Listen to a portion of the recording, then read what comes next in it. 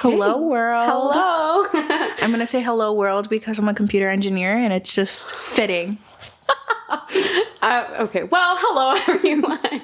Welcome to episode 2 of This Way Up. Woo! I'm excited. I'm excited too. I feel like that's a very common theme. The excitement. Yes. Yes, absolutely. So, how's your week been this week? Oh, it's been a week. Brutal? Yeah. Midterms. Right. Assignments. It's been a long week. Yeah. Like, I've told you this before. It sucks. It's awful. You're burnt out. You want everything to end, but like, oh my God, enjoy it, because then you won't have the fun parts of it anymore, right? Like your last year. I miss the fun aspects of it so much. No, honestly, like thinking back about it, I'm definitely gonna miss being on campus with my friends until like late night studying. Like, you know, like it just hits different. Like this last week, like I've been eating like shit. Like I've had McDonald's like 3 times like in 5 weeks, but 5 days. So what is your McDonald's order? I love myself a junior chicken. Okay, and you're a combo. girl. Like a junior chicken, fries, and like a drink. What's your dipping sauce? Oh, it's spicy habanero. Really? I love spicy habanero. I'm a sweet and sour girl myself, but might have to switch over. It's so good. I love it with the chicken nuggets. I actually didn't know they had that. Maybe it's new. I think it's new. Okay. Yeah. Okay, well, it's on my list now. Yeah, you got to try it out. I think you'll like it. Yeah. Yeah. For sure. Okay, I got you. I thought we could talk about why you are Nav to me. I've been instinctively calling you Nav a lot, but then on the pod, I've stopped myself so I don't actually call you Nav. Yeah. Just because your name is Noreen. But I've called you Nav, I think since the moment we met, right? And you introduced yourself as Navreen to me. Yeah. So I thought we could talk about that. Like how come Navreen became Noreen? Yeah, so a fun fact, I actually legally changed my name when I was in grade 11. So this came about because I was legally named Navreen back in India, but everyone just uses like your common home name, your nickname. And that was Noreen for me. And the reason why I was so hell-bent on changing it to Noreen was because I found out like when I grew older, why it's so different is because my mom wanted to name her daughter Noreen, and I thought that was so beautiful, but she had a little disagreements with like people in my family, and they thought that it wasn't like a Sikh Punjabi name, and I understand that, but it's just funny that everybody else just ended up calling me Noreen, even though they like fought to name me Navreen. And me being the feminist I am, I'm like, you know what? We're going to change my name. So we ended up changing my name, and I just stuck with Noreen. But a lot of people that know me from high school will instinctively call me Nav or Navreen. I don't get fazed by Nav because I'm still used to hearing. And I still call you Nav. Yeah, and I respond to that. But when someone calls me Navreen, like, I don't hear it. It's really funny. Like, I don't hear it. And, like, or sometimes I hear it. I'm like, wait, what did you just call me? Like, what is going on? So, yeah, that's why I changed my name. But everyone else knows me as Noreen. And I really like that name. I really love the name. I love the meaning behind it. I love the story behind my mom naming me, because I think, like, my mom should have like the first most right to name her child. I agree, so yeah. I was also named by my mom. I think my mom, she knew for a long time, apparently. She was like, yeah, name my kid Genna. Like, it's going to happen. We're doing it. Like, way back when. Which is weird to me, because she says she always knew it, but she had me in her, like, mid-20s anyway. So how far back was she really thinking about this is my question. But I think it's cool. Like, I think it's cool to have a name story. I think it's nice, especially moving here. Like, if you have some sort of background, like, culturally entwined background on your name. And, yeah, I think for me, the one thing is I'm trying to be a lot more authentic about the name, because I feel like as soon as I came here, I was like, oop, Kenna's a very hard name. It's very difficult to pronounce if you're not actually Indian, kind of know the name or know Hindi. So I was like, okay, well, we're going to make that a little easier, like Genna. Let's just like shorten it, make it real like easy. Genna, I get Gina, I get Jenna, I get all sorts of variations. And I think for a long time I was like, yeah, that's fine. Like, let's just make it easier for everyone. I want to, and maybe that came from us, again, like immigrating at such a young age. I was like, okay, I want to fit in. Like, call me what you want. Give me your, like, a name you want. Call me whatever. It's cool. I'm one of you guys. It's cool. But like, I feel like now I'm very much so in that phase of, no, what is my name? Like, what was the intent behind it? Let's stick with that. It's okay to clarify. It's okay to kind of sit there and take a second, go back and forth and be like, oh, it's Ghana, and like clarify your pronunciation. Like, for instance, I think Starbucks is a very stress-inducing event for Indian people, I will say. Yeah. Because you go in, you're like, okay, cool, gotta say my name. Should I give myself like an alias now that's a little easier to put on a coffee cup? Or should I just stick with my name, right? And I feel like now is where I'm like, no, Ghana, I'll spell it out for you. That's okay. Let's take an extra second here. Yeah. I've got time. Let's stick with what it actually is, right? Yeah. Yeah. You know, I love that because Moss here, they will ask you to spell your name out for them so they never get it wrong. That. I've had like the worst like forms of spelling my name at Starbucks, and I find it really interesting because I'm like, how did you even get to that conclusion? Like one time I went to Starbucks and they spelled my name Norine. Where did they even get that from? Yeah, that's a hard one. It's giving like, what's that word? Norepinephrine something. Okay, well, something from biology. But yeah, I get that. I understand that. Yeah. But something I do, and I feel like I've always done this, is I make an effort to call all my friends with the most authentic form of their name. Like I'm like, oh, how do you really pronounce it? Like, what's the correct pronunciation of your name? And I make an effort to use that because I feel like when people don't use the correct pronunciation for my name, it's a little upsetting for me because it's like there's a lot of value attached to it. There's a lot of stories. There's a lot of, culture attached to it. And I don't want to be stripped of that by whitewashing the pronunciation of it or the way it's written or the way like someone decides to call me. So I make an active effort to ensure that I say everyone's name in the most authentic form. Yeah, and I think that's cool because all it takes is extra effort. It just takes another second of, hey, can you spell that out for me? Can you say that again? And I feel like it's almost on us because we come here and we feel this sense of like embarrassment or like, hesitation. Do I really want to take a second and clarify? But I think it's fine. I think it's fine to like claim that space, claim that time, take a second, clarify, right? Like just, that's all it takes, a little bit of effort. So I think it's almost mentally for us, like be it second gen, like, immigrant kids like coming in. And I think it takes time to get where you're at, where you're like, no, I'm in that phase. I want to claim my story, my name, like the significance of it all. It takes time to get there, but it's cool that you're there. You know what I mean? Yeah, I think it's really important to understand the value that comes with your name, your identity, especially coming from, a culture that's so rich and deep and full of really great stuff. And I just don't like taking that part away from me. I don't know if you remember, but I had this whole phase of relearning my culture in like high school. I remember, yeah. It was huge for me because like immigrating out of it, like I was so intertwined with it, and then having to fit in and whitewash myself wasn't the greatest. And that entire phase was very different. It was very unique because nobody else around me was focusing on really learning about their culture, their identity. I know people go through that phase eventually, but not high school. Not high school. High school's when everyone's like trying to fit in and be one of the gang. You know, it is what it is. Yeah, it was interesting, but I'm glad I had that phase. I'm glad that I really got to understand the richness that was associated with our culture because there's so much that we have to offer that it has to offer to us. So I'm glad I had that, but it was an interesting time that it happened for me. I remember, and I think also for me, it's not just about the cultural significance. I think with a lot of Indian families, culture becomes so intertwined with family relationships.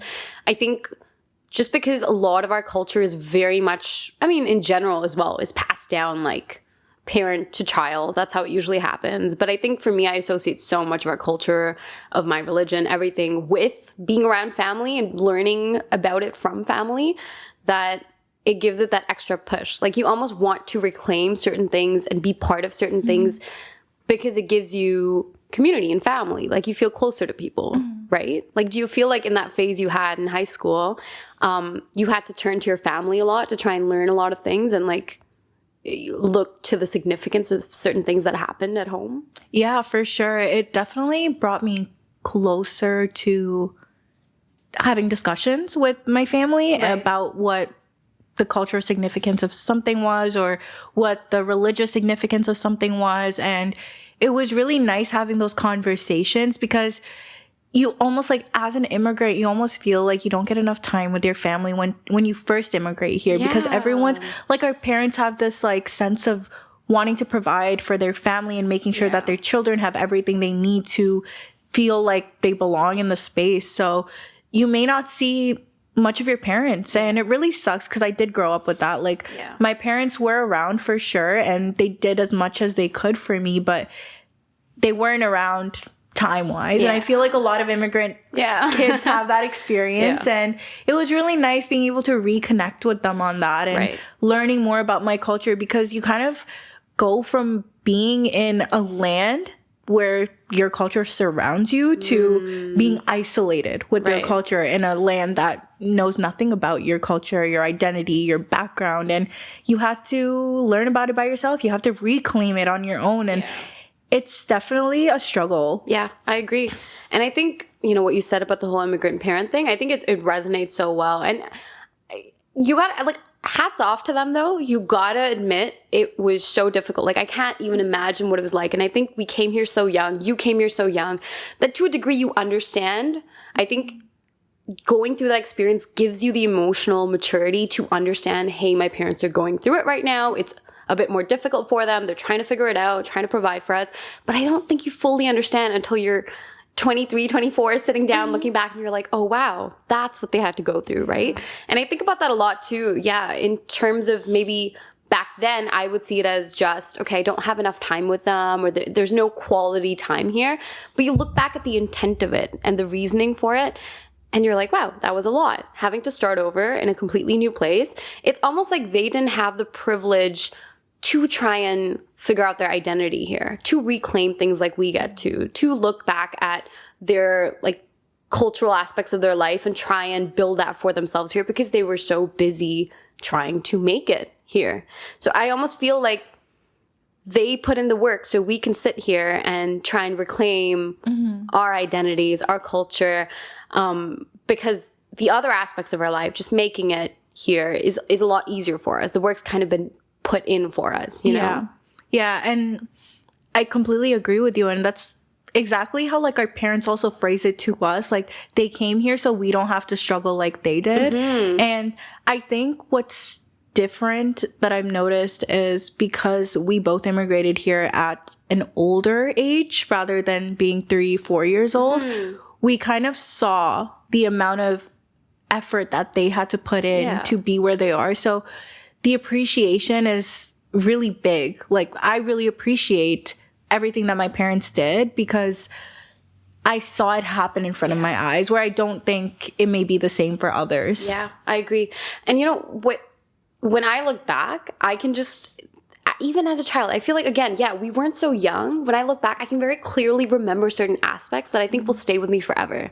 Like, my mom and dad left their jobs back home, you know, teacher, like finance, all of that. And I remember initially it was really hard. We didn't have a place to stay. We were staying with like family friends.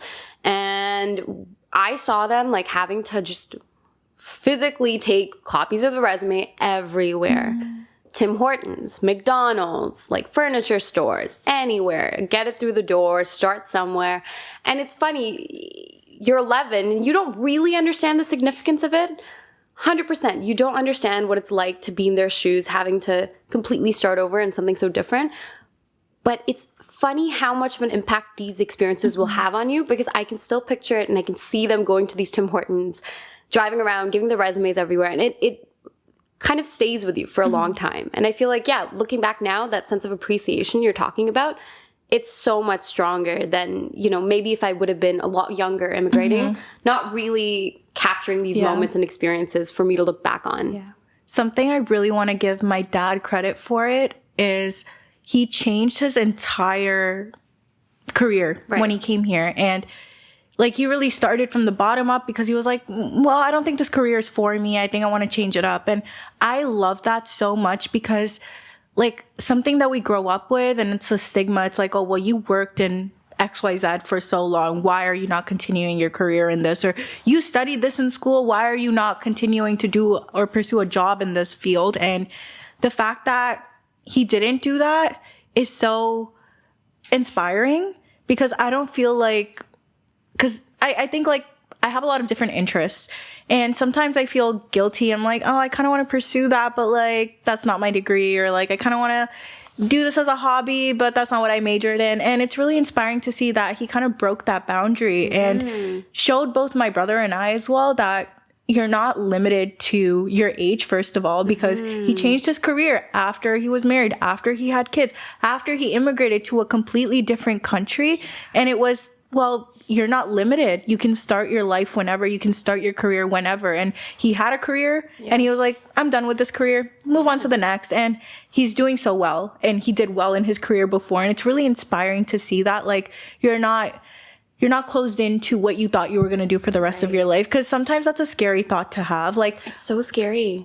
Like, I do enjoy what I do, but who knows if I'm going to continue to enjoy it 5 years later. And the thought of that is really scary. But seeing him kind of took that fear away. And it's really nice to know that you're not contained with what you thought you were going to do or what your plan was even. Because I don't think he came here and was like, I want to change my career. I don't think when he was, 23 years old, 24 years old, starting out his career was like, this, like, I'm going to change my career later on. Like, I'm sure like he sat there and was like, I'm going to, be in teaching for the rest of my life. And here he is not doing teaching because he no longer like shares the same passion and he has different interests, and that's completely fine. And it's weird because I saw both of my parents come from very, very successful backgrounds back home.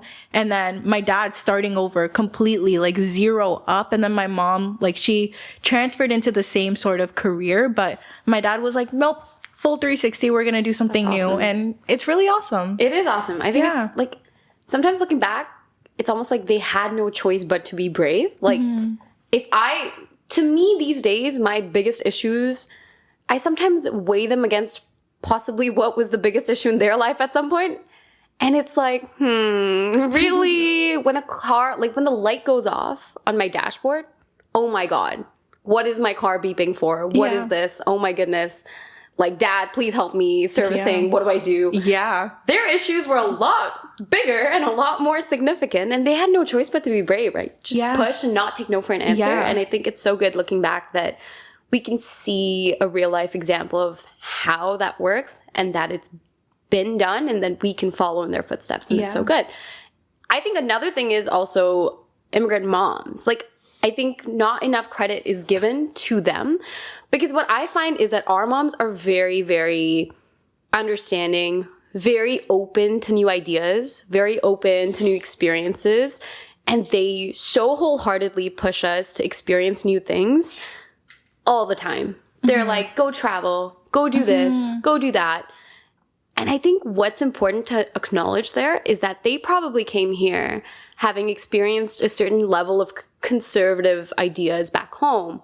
So they're coming here, they're trying to understand how to be that bridge between their culture, their conservative ideas, what they grew up with, what their family expects of them and their kids now, and also try and move with the times, make sure that we're fitting in well, make sure that we're experiencing everything. And I think I have so much respect for that. Acting as that bridge between two generations, I think they have the worst of it, frankly.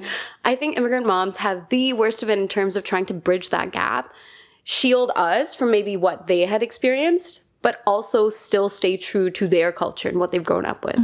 You know? Yeah, I completely agree with that. And I do see my mom that way too. Like, she's doing all that she can to give me the experience of being able to do what I want as a 20-something-year-old, navigating the world, learning about the world, having my own experiences as a young adult, but also like kind of maintaining that cultural boundary as well. It probably really sucks to navigate that, and I don't know what that feels like, but I know I see my mom like really pushing for that and supporting me through every step of the way. She's literally been my biggest like role model, but not even just a role model, like my biggest fan throughout my entire life. She's been my biggest cheerleader. Anything and everything that I've wanted to do, she's been the first to support me. And it's so nice to know that even if I'm doing something that everyone may be like, I don't know if you should do that. Like, I don't know if that's a great idea. My mom's always there to be like, no, do it. Go experience it. Go have fun with it. Go for it, yeah. Go for it. Like, you'll never know until you try. Yeah. And something I really love my mom for is that she always pushes myself and my brother to do better in life. Like, her entire thing's been like, be the best at what you do, or like really try, and like you will never know if you don't try. So Yeah. I really love that, because sometimes I'll go to her and I'll be unsure. I'm like, I don't know if like I kind of want to do this, but I don't know if I should, or like I don't know like if I'll get this. And she's like, why not? Like, why wouldn't you? Like, Yeah. And I really appreciate that she hasn't been a critique. Right. She's never sat down and be like, I don't think you can do this, or I don't think you're good enough, or like you shouldn't do this, or you shouldn't do that. Like, I've never heard those words from my mom, and I appreciate that so much, because she's always been my number one like supporter, always been my number one like, I'm always going to be behind you. Yeah. If you're going to do this, you always have me for support. If you fail, it's okay. I'm always here for you. And I love that so much. Which is so cool. I think the move over, it toughens people so much. It gives them like this new form of bravery. I've seen it with my parents. They've pushed so hard. Sometimes I look back and I don't understand how they got through certain points in life. I just physically can't comprehend.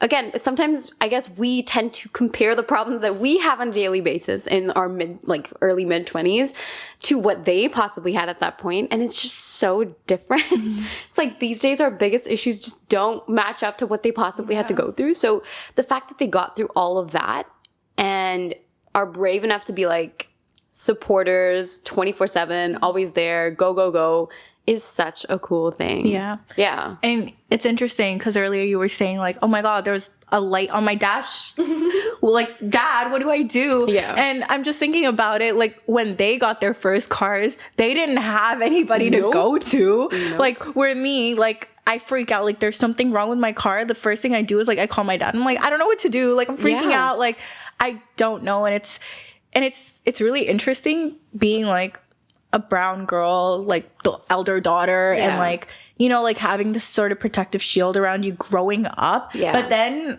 it's interesting because the second my parents viewed me as an adult, it's like, well, you're an adult, figure it out. I'm like, I can't. I don't know what to do. Help me out here. Like, taxes, I don't know how to do that. My car's broken. I don't know. I'm calling my dad for every little like minor inconvenience in my life, because dude, my light bulb in my bathroom went out and I didn't know how to change it. So I was like, I had to tell my dad, I was like, how do I fix this? Like, I don't know how to do it. And he had to come in and change it for me. Like, That's so good. Yeah. My dad is fully continents away right now. And I still, Noreen, it's absolutely a shame. The other day there was a bug in my apartment for the first time. Okay. I had to deal with that. Yeah. No, I'm not the bug killer. Listen, that's not me. And my instinct was, what time is it in India right now? Is my dad up? And of course, it was like the middle of the night, so I couldn't call him. I don't know what he possibly could have done continents away, but my instinct was, where is my father? There was a bug in the house. Yeah. And it was, oh my God, it takes reframing. But I feel like what's cool with our parents is that they are definitely at the point where they're like, I want you to be independent, go do your thing, live alone, you know, push through, experience new things. But I still feel like if I do call them up and I'm like, there is a weird tax looking form in my mailbox, or there is a light going off on my dash that seems to be the end of the world for me, what do I do? They'll still be there, you know? They'll be like, what the hell is wrong with you? But also, here you go. Like, here's a very itemized list of things to do to fix your life now. Go do it. You know, that kind of thing. Yeah. And I feel like that's happened multiple times with me where I'm like, I don't know what to do. I don't know how to fill this out, or I don't know how to look at this. And they'll walk me through every step one by one. And then my dad will be like, okay, well, you should know how to do this next time. Next time comes around, I'm back to my dad. I'm like, hi, can you help me fix this or fill this out? I don't know what I'm looking at. And then he'll be like, I told you last time, but anyways, here's how you do it again. And it's like a lot of patience with it, because honestly, frankly, I'm turning 23 next week. That's crazy. But like being 23 years old, I'm just going to say that because I'm almost there. I don't know how to be an adult. Like, I know how to do some adult things, but I don't know how to do other adult things. And I'm looking at, taxes, I don't know how they work. I'm looking at my car. All I know is how to drive it. And see, I always say I don't want to have to do anything with like the maintenance of my car. I simply wanted to be there to drive it and to worry about what's on the aux. Yeah. That's all I have to worry about. But I agree. Yeah. But here's the thing. I've seen this a lot where people go, well, your 20s, your early mid 20s is you being a baby adult. You don't know what it's like to be an adult. You're a baby adult. You're figuring it out. At maybe the end of your 20s is when you can confidently kind of say that, okay, I've experienced enough adulting to be an adult, but I think we're fully baby adults right now. That's how I put it. Do you remember that Instagram reel I sent you a while back? And it was like, when you're 22, it's not that you're a 22-year adult, it's that you're a 4-year-old adult. Because it's like 22 and 18. You're only 4 years into adulthood. And it makes a lot more sense and it brings a lot more comfort because you're not expected to know everything. And like, we almost have a fear of not knowing everything and not knowing how to navigate the world, not knowing how to navigate certain situations and issues that come up, and you just kind of freak out or just, pause. You just freeze in the moment and you're like, this is a weird situation. I don't know what to do. I don't know what the next steps are. And you're just kind of stuck there. So yeah, I think it's very fair to say that you're a baby adult or you're a 4-year-old adult being 22. You're not 22 years old. You're just a 4-year adult. I think that's such a comforting thought. Yeah. And I think we have time. It's going to be fine. Yeah. We're meant to make mistakes. It'll be okay. I think it's interesting because we look at our moms. Like, my mom was married my age. Okay? Like, she was fully married at my age. Yeah. My dad was 23. My mom was 22. And they were like moving abroad, like starting a life, figuring things out. It's so easy for you to look back and be like, what is going on? Yeah. Why are, again, the problems, why are they so disproportionate looking back? But I think times change, right? Yeah. The expectations are different. I think it's all about also just calibrating our expectations. Because a lot of it, I think we've talked about it, we're our own biggest critics. Yeah. It's about calibrating expectations so we're able to manage things a lot better as they come our way. Right? Yeah, that definitely makes a lot of sense. And I like, honestly, thinking back at where my parents were at my age, like, it was completely different than where we are. And it's the difference is crazy. It really is. I don't think my parents were married at this age. Like, they got married much later on.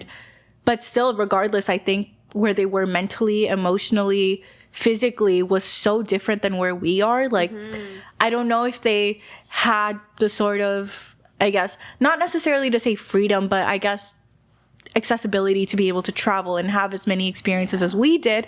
They did as much as they could in their time, but I couldn't picture myself in that frame. Yeah, I agree. I think it's different, but again, I think times change, and I think it's about figuring out what the best is for us now. Yeah, which is kind of cool that we get to look back and see some really like badass stuff, some really cool experiences to look back on vicariously and think back to.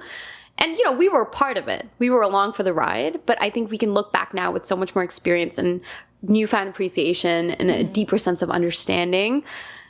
And that's the best thing in the world. Yeah. I think it makes you think so much. It takes you to a place of reflection, and it's really cool. Yeah. And there's lots to learn there. But yeah.